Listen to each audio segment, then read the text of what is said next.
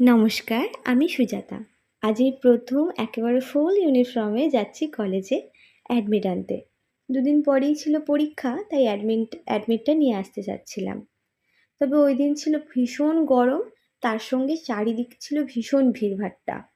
আসলে ওই দিন ছিল শনিবার, শ্রাবণ মাসের চতুর্থ শনিবার, সঙ্গে ছিল রাখি পূর্ণিমা আর তার সঙ্গে শনিবারের হাট। আমাদের এখানে প্রত্যেক শনিবার হাট বসে, আর এই হাটে যাবতীয় জিনিস পাওয়া যায়। এতটাই ভিড় হয়েছিল যে আমি টাইমে বাড়ি থেকে বেরোলেও ওখানে ঠিকমতো টাইমে পৌঁছাতে পারিনি, কারণ ওখানে গিয়ে আমাকে আবার একটা গাড়ি পাল্টাই করতে হতো। তাই ফাঁকা রাস্তা পেতেই কাকুকে বললাম একটু তাড়াতাড়ি নিয়ে চলুন। যদিও শেষ রক্ষা হয়নি, আমি লেট করেই পৌঁছেছি। ক্লাসে গিয়ে দেখি অলরেডি অ্যাডমিট দিয়ে দিয়েছে।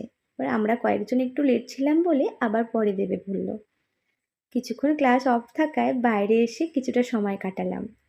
আর ওই দিন মাঝে মধ্যে বৃষ্টি আর রোদ্দুর উঠছিল বলে আকাশটা ভীষণ ভালো লাগছিল দেখতে। জীবনের সবথেকে মূল্যবান সময়টা এই পড়াশোনার জগতে থাকা সময়। একদিন এটাও শেষ হবে, তবে ভাবি যখন শেষ হবে কি করব, কীরকম একটা লাগে। যাই হোক, এবার তো বাড়ি ফিরতে হবে।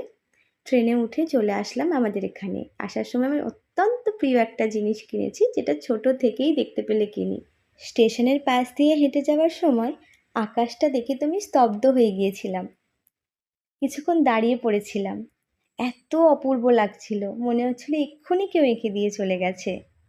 এরকম একটা পরিবেশ পেলে কার না ভালো লাগে বলো তো। ঠিক আছে, চলো আজ এই পর্যন্তই। টাটা।